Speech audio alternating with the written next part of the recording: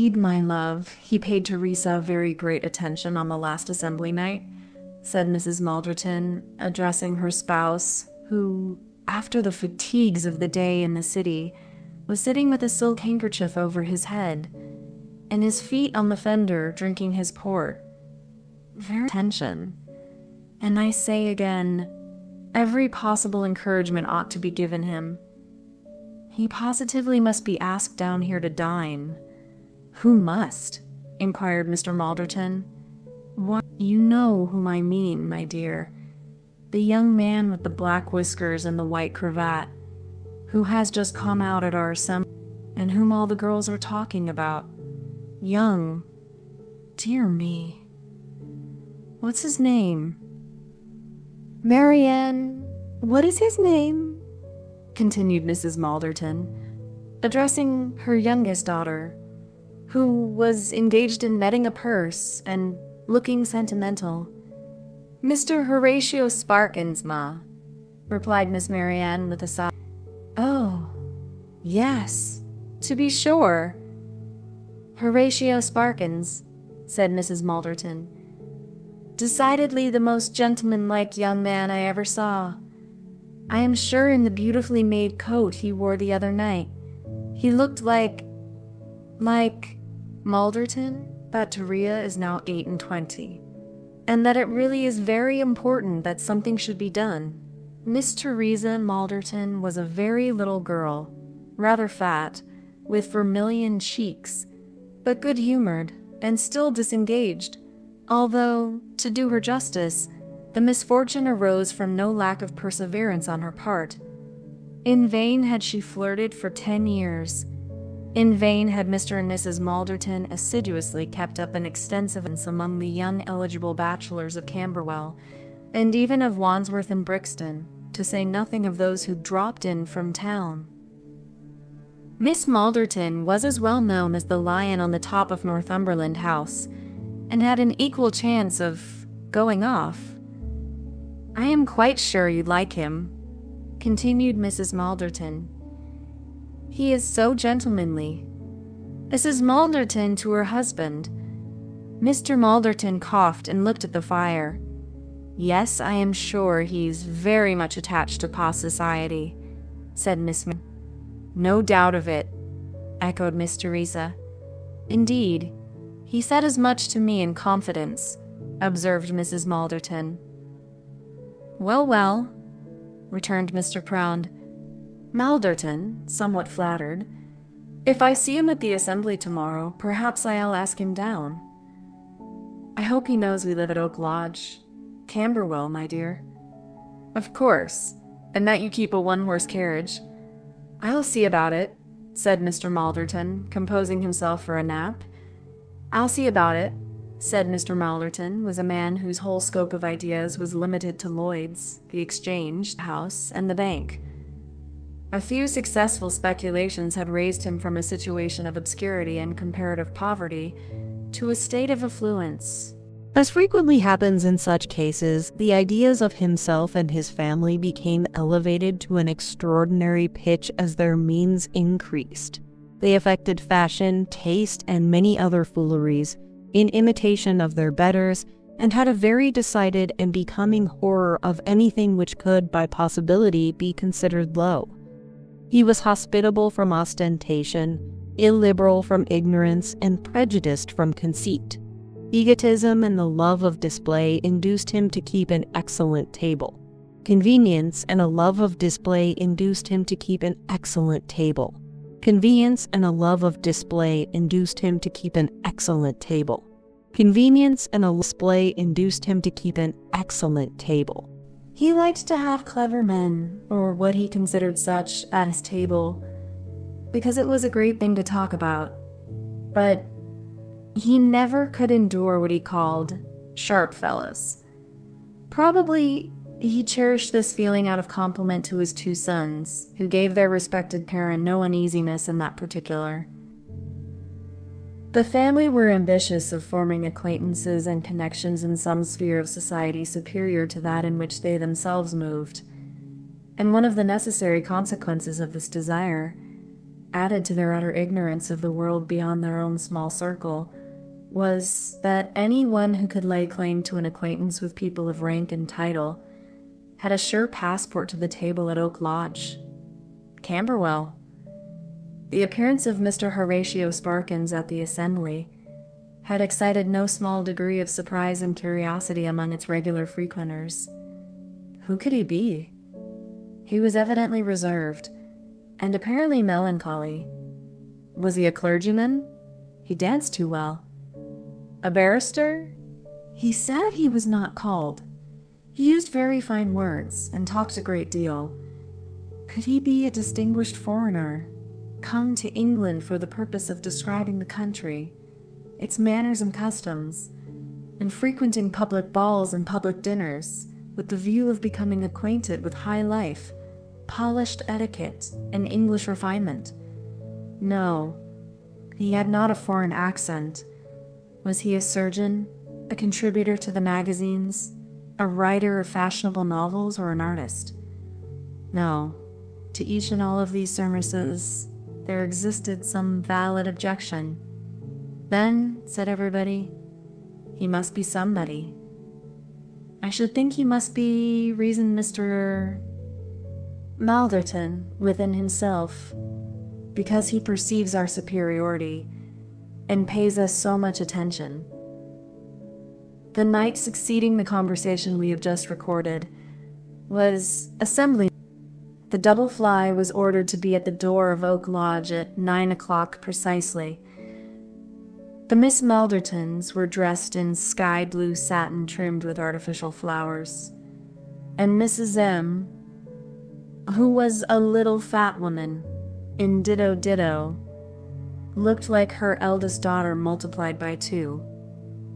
Mr. Frederick Malderton, the eldest son, in full dress costume, was the very beau ideal of a smart waiter, and Mr. In Power and Relative, Thomas Malderton, the youngest, with his white dress stock, blue coat, bright buttons, and red watch ribbon, strongly resembled the portrait of that interesting but rash young gentleman, George Barnwell. Every member of the party had made up his or her mind to cultivate the acquaintance of Mr. Horatio Sparkins. Miss Teresa, of course, was to be as amiable and interesting as ladies of 8 and 20 on the lookout for a husband usually are. Mrs. Malderton would Peaberize the great unknown by asking him to dinner. Tom intended to ascertain the extent of his information on the interesting topics of snuff and cigars. Even Mr. Frederick Malderton himself, the family authority on all points of taste, dress, and fashionable arrangement, who had lodgings of his own in town, who had a free admission to Covent Garden Theatre, who always dressed according to the fashions of the months, who went up the water twice a week in the season, and who actually had an intimate friend who once knew a gentleman who formerly lived in the Albany. Even he had determined that Mr. Horatio Sparkins must be a devilish good fellow, and that he would do him the honor of challenging him to a game at billiards. The first object that met the anxious eyes of the expectant family on their entrance into the ballroom was the interesting Horatio, with his hair brushed off his forehead and his eyes fixed on the ceiling, reclining in a contemplative attitude on one of the seats. "There he is, my dear," whispered Mrs. Malderton to Mr. Malderton. "How like Lord Byron," murmured Miss Teresa. "Or Montgomery," whispered Miss Marianne. "Or the portraits of Captain Cook," suggested Tom. "Tom, don't be an ass," said his father, who checked him on all occasions, probably with a view to prevent his becoming sharp, which was very unnecessary. The elegant Sparkins attitudinized with admirable effect until the family had crossed the room. He then started up with the most natural appearance of surprise and delight, accosted Mrs. Malderton with the utmost cordiality, saluted the young ladies in the most enchanting manner, bowed to and shook hands with Mr. Malderton with a degree of respect amounting almost to venom, and returned the greetings of the 2 young men in a half-gratified, half-patronizing manner, which fully convinced them that he must be an important and, at the same time, condescending personage. "Miss Malderton," said Horatio, after the ordinary salutations and bowing very low. "May I be permitted to presume to hope that you will allow me to have the pleasure?" "I don't think I am engaged," said Miss Teresa, with a dreadful affectation of indifference. "But, really, so many—" Horatio looked handsomely miserable. "I shall be most happy," simpered the interesting Teresa, at last. Horatio's countenance brightened up, like an old hat in a shower of rain. "A very genteel young man, certainly," said the gratified Mr. Malderton, as the obsequious Sparkins and his partner joined the quadrille which was just forming. "He has a remarkably good address," said Mr. Frederick. "Yes, he is a prime fellow," interposed Tom, who always managed to put his foot in it. "He talks just like an auctioneer." "He says he is a prime fellow," interposed Tom, who always managed to put his foot in it. "He talks just like an auctioneer." "Tom," said his father solemnly, "I think I desired you before not to be a fool." Tom looked as happy as a cock on a drizzly morning. "How delightful," said the interesting Horatio to his partner, as they promenaded the room at the conclusion of the set. "How delightful, how refreshing it is to retire from the cloudy storms, the vicissitudes, and the troubles of life, even if it be but for a few short fleeting moments, and to spend those moments, fading and evanescent though they be, in the delightful but blessed society of one individual, whose frowns would be death, whose coldness would be madness, whose falsehood would be ruin, whose constancy would be bliss, the possession of whose affection would be the brightest and best reward that heaven could bestow on man." "What sentiment?" thought Miss Teresa, as she leaned more heavily on her companion's arm. "But enough, enough," resumed the elegant Sparkins, with a theatrical air. "What have I said? What have I to do with sentiments like these, Miss Malderton?" Here he stopped short.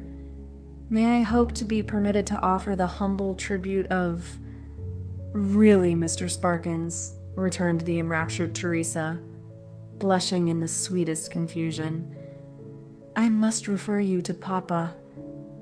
I never can, without his consent, venture to—" "Indeed, indeed, you know him not," interrupted Miss Teresa, well knowing there was nothing to fear, but wishing to make the interview resemble a scene in some romantic novel.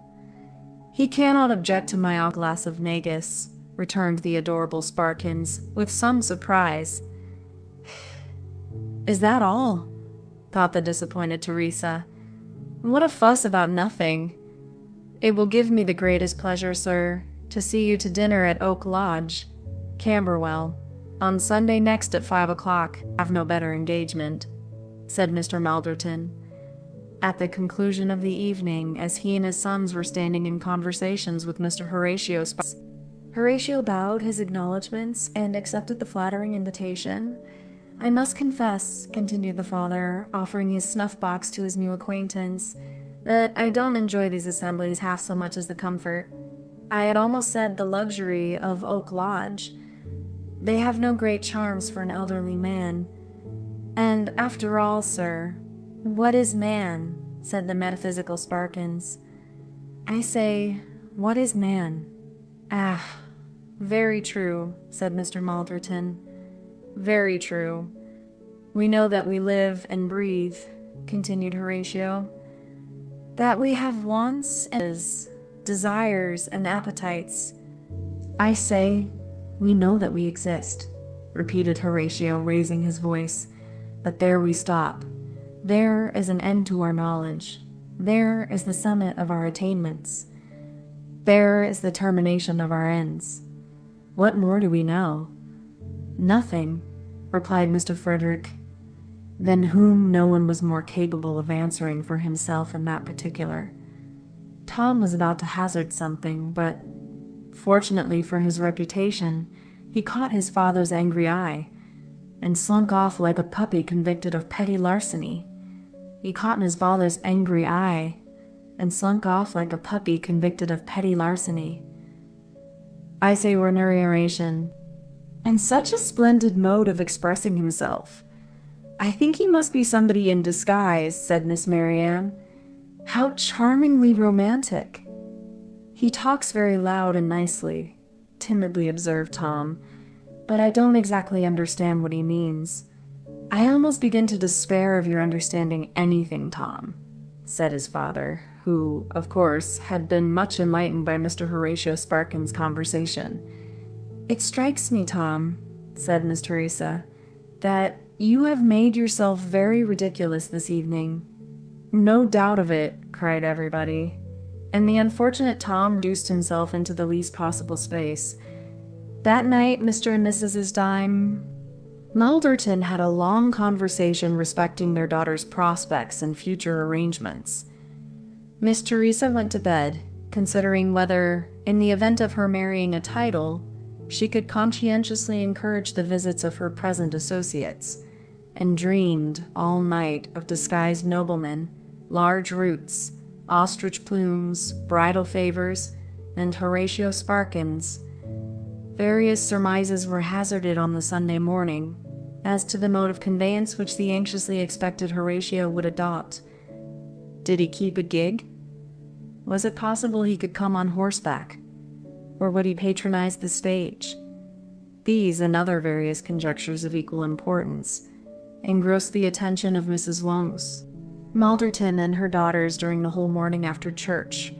On my word, my dear, it's a most annoying thing that vulgar brother of yours should have invited himself to dine here today, said Mr. Malderton to his wife. On account of Mr. Sparkins coming down, I purposely abstained from asking anyone but Flamwell. And then to think of your brother, a tradesman. It's insufferable. I declare I wouldn't have him mention his shop before our new guest. No, not for £1,000. I wouldn't care if he had the good sense to conceal the disgrace he is to the family, but he's so fond of his horrible business that he will let people know what he is. Mr.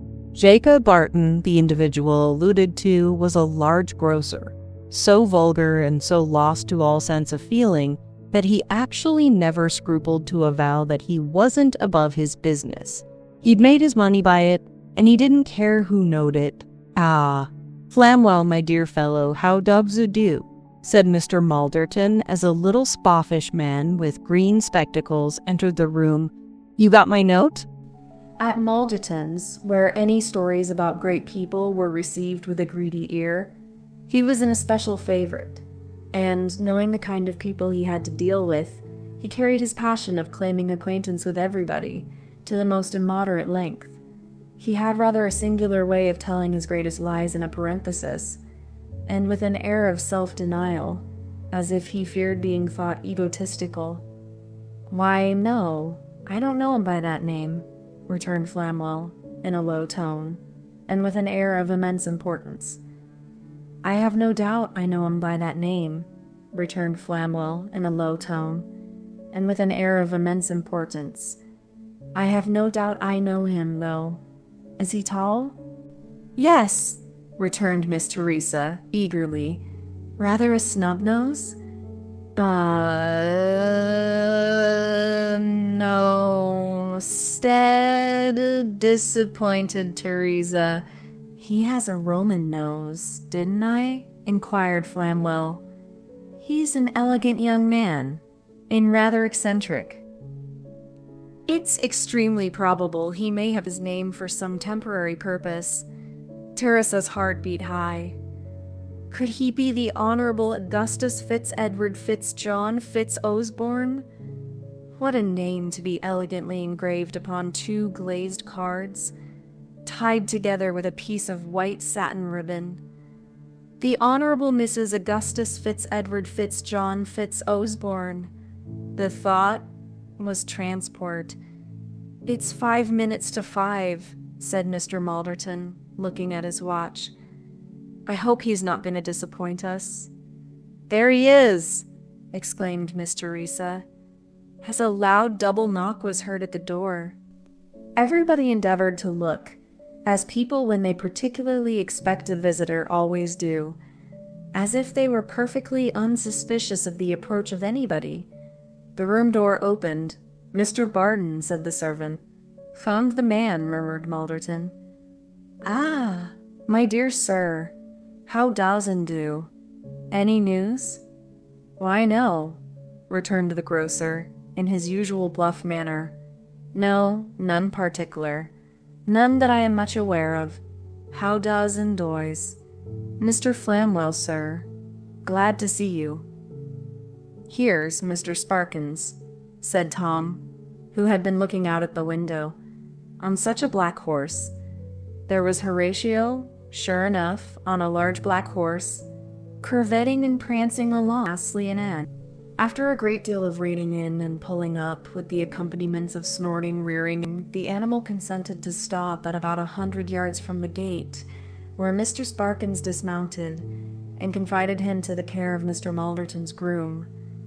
The ceremony of introduction was gone through in all due form. Mr. Flamwell looked from behind his green spectacles at Horatio with an air of mysterious importance, and the gallant Horatio looked unutterable things at Teresa. "Is he the Honorable Mr. Augustus What's-his-name?" whispered Mrs. Malderton to Flamwell, as he was escorting her to the dining-room. "I know. At least not exactly," returned that great authority. "Not exactly," returned that great authority. "Not exactly. Who is he, then?" Sparkins had been forced into a white neckerchief and shoes, and touched up, and brushed, to look like a second footman. The dinner was excellent. Horatio was most attentive to Miss Teresa, and everyone felt in high spirits, except Mr. Malderton, who, knowing the propensity of his brother-in-law, Mr. Barton, endured that sort of agony which the newspapers inform us is experienced by the surrounding neighborhood when a potboy hangs himself in a hayloft, and which is much easier to be imagined than described. "Have you seen your friend, Sir Thomas Noland, lately, Flamwell?" inquired Mr. Reax. Malderton, casting a sidelong look at Horatio to see what effect the mention of so great a man had upon him. "Why, no, not very lately. I saw Lord Bubbleton the day before yesterday." "I hope his lordship is very well," said Malderton, in a tone of the greatest interest. It is scarcely necessary to say that until that moment he had been quite innocent of the existence of such a person. "Why, yes, he was very well indeed. He's a devilish good fellow. I met him in the city, and had a long chat with him. Indeed, I'm rather intimate with him. I couldn't stop to talk to him as long as I could wish, though, because I was on my way to a banker's, a very rich man, and a member of Parliament, with whom I am also rather, indeed, I may say very, intimate." "I know whom you mean," returned the host, consequentially, in reality knowing as much about the matter as Flamwell himself. "He has a capital business." This was touching on a dangerous topic. "Talking of business," interposed Mr. Barton from the center of the table. "A gentleman whom you knew very well, Malderton, before you made that first lucky speck of yours, called at our shop the other day, and—" So I said jokingly, "You know my way," says I. "I'm never above my business, and I hope my business will never be above me." "Mr. Sparkins," said the host, vainly endeavoring to conceal his dismay, "a glass of wine?" "Pray, what is your opinion of woman, Mr. Sparkins?" inquired Mrs. Malderton. The young lady simpered. "Man," replied Horatio, "man, whether he range the bright, gay, flowery plains of a second Eden, or the more sterile, barren, and I may say commonplace regions, to which we are compelled to accustom ourselves in times such as these, man, under any circumstances, or in any place, whether he were bending beneath the withering blasts of the frigid zone or scorching under the rays of a vertical sun. Man, without woman, would be alone. I am very happy to find you entertain such honorable opinions, Mr. Sparkins, said Mrs. Malderton. And I, added Miss Teresa. Horatio looked his delight, and the young lady blushed. Now, it's my opinion, said Mr. Barton. I know what you're going to say, interposed Malderton, determined not to give his relation another opportunity, and I don't agree with you. What? Inquired the astonished grocer. I am sorry to differ from you, Barton, said the host, in as positive a manner as if he really were contradicting the position which the other had laid down. But I cannot give my assent to what I consider a very monstrous proposition. But I meant to say, Frederick, following up his father's attack, cannot entirely agree in Mr. Sparkins' argument. What?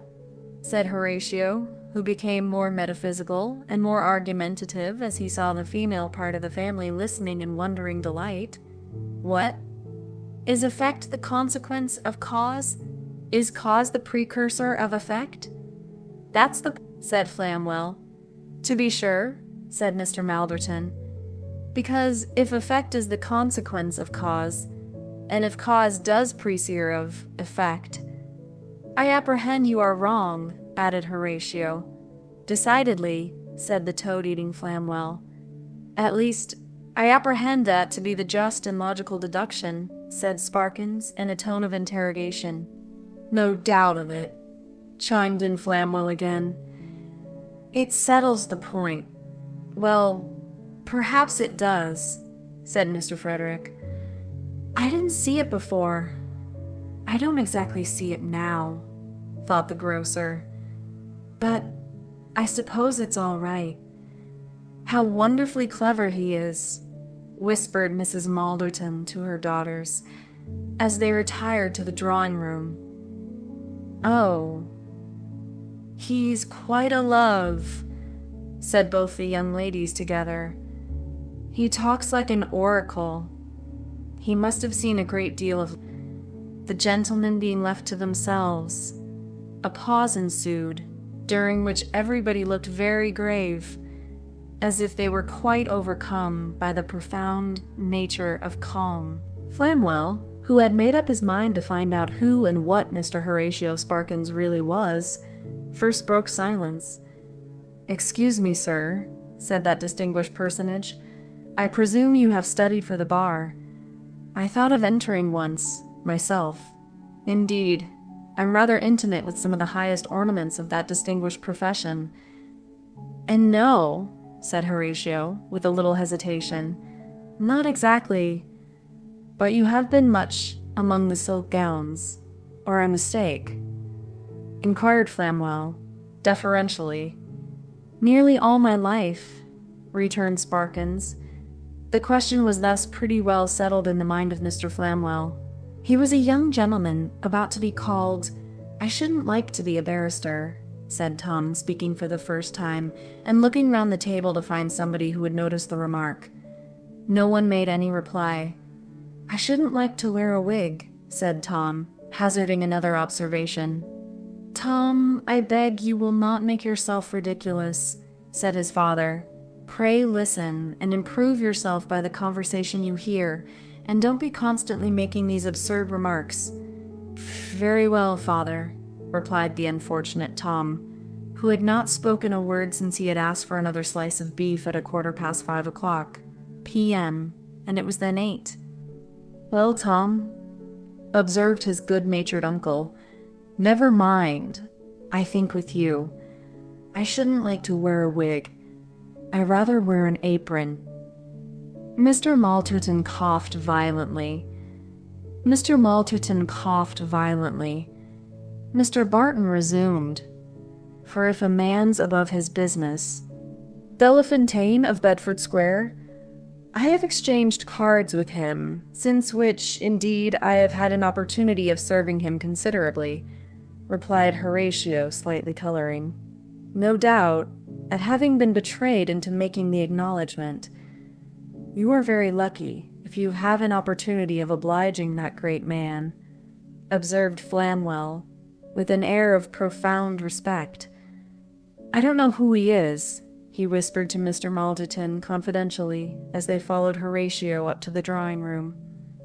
"It's quite clear, however, that he belongs to the law, and that he is somebody of great importance, and very highly connected." No doubt," returned his companion. The remainder of the evening passed away most delightfully. Mr. Malderton, relieved from his apprehensions by the circumstance of Mr. Barton's falling into a profound sleep, was as affable and gracious as possible. Miss Teresa played the Fall of Paris, as Mr. Sparkins declared, in a most masterly manner, and both of them, assisted by Mr. Frederick, tried over glees and trios without number, they having made the pleasing discovery that their voices harmonized beautifully. To be sure, they all sang the first part, and Horatio, in addition to the slight drawback of having no ear, was perfectly innocent of knowing a note of music. Still, they passed the time very agreeably, and it was past 12 o'clock before Mr. Sparkins ordered the morning coach-looking steed to be brought out, an order which was only complied with on the distinct understanding that he was to repeat his visit on the following Sunday. "But perhaps Mr. Sparkins will form one of our party tomorrow evening," suggested Mrs. M. "Mr. Malderton intends taking the girls to see the pantomime." Mr. Sparkins bowed and promised to join the party in box 48 in the course of the evening. "We will not tax you for the morning," said Miss Teresa bewitchingly, "for Ma is going to take us to all sorts of places. Shopping. I know that gentlemen have a great horror of that employment." Mr. Sparkins bowed again, and declared to be delighted, but business of importance occupied him in the morning. Flamwell looked at Malderton significantly. "It's term time," he whispered. At 12 o'clock on the following morning, the fly was at the door of Oak Lodge, to convey Mrs. Malderton and her daughters on their expedition for the day. They were to dine and dress for the play at a friend's house. First, driving thither with their bandboxes, they departed on their first errand to make some purchases at Messrs. Jones, Spruggins, and Smith's, of Tottenham Court Road, after which they were to go to Redmayne's in Bond Street, thence to innumerable places that no one ever heard of. The young ladies beguiled the tediousness of the ride by eulogizing Mr. Sparkins, scolding their mamma for taking them so far to save a shilling, and wondering whether they should ever reach their destination. At length the vehicle stopped before a dirty-looking ticketed linen-draper shop, with goods of all kinds, and labels of all sorts and sizes in the window. There were dropsical figures of 7 with the little farthings in the corner, perfectly invisible to the naked eye. 350,000 ladies' boas from 1 shilling and a penny halfpenny, real French kid shoes at 2 and 9 per pair, green parasols at an equally cheap rate, and every description of goods, as the proprietors said, and they must know best, 50%, under cost price. "Uller, Ma, what a place you have brought us to," said Miss Teresa. "What would Mr. Sparkins say if he could see us?" "Ah, what in," said Miss Marianne, horrified at the idea. "Pray be seated, ladies." "What is the first article?" inquired the obsequious master of the ceremonies of the establishment, who, in his large white neckcloth and formal tie, looked like a bad portrait of a gentleman in the Somerset House exhibition. "I want to see some silks," answered Mrs. Malderton. "Directly, ma'am. Mr. Smith. Where is Mr. Smith?" "Here, sir," cried a voice at the back of the shop. "Pray make haste, Mr. Smith," said the MC. "You never are to be found when you're wanted, sir." Malderton uttered a faint scream. Miss Teresa, who had been stooping down to talk to her sister, raised her head and beheld Horatio Sparkins. We will draw a veil, as novel writers say, over the scene that ensued. The mysterious, philosophical, romantic, metaphysical Sparkins, he who, to the interesting Teresa, seemed like the embodied idea of the young dukes and poetical exquisites in blue silk dressing gowns and ditto slippers, of whom she had read and dreamed, but had never expected to behold, was suddenly converted into Mr. Samuel Smith, the assistant at a cheap shop, the junior partner in a slippery firm of some 3 weeks' existence. The dignified evanishment of the hero of Oak Lodge on this unexpected shins could only be equaled by that of a furtive dog with a considerable kettle at his. All the hopes of the Maldertons were destined at once to melt away, like the lemon ices at a company's dinner. Almack's was still to them as distant as the North Pole, and Miss Teresa had as much chance of a husband as Captain Ross had of the Northwest Passage. Years have elapsed since the occurrence of this dreadful morning. The daisies have thrice bloomed on Camberwell. The sparrows have thrice repeated their vernal chirps in Camberwell Grove. But the Miss Maldertons are still. Miss Teresa's case is more desperate than ever. But Flamwell is yet in the zenith of his rebellion, and the family have the same predilection for aristocratic personages, with an increased aversion to anything low,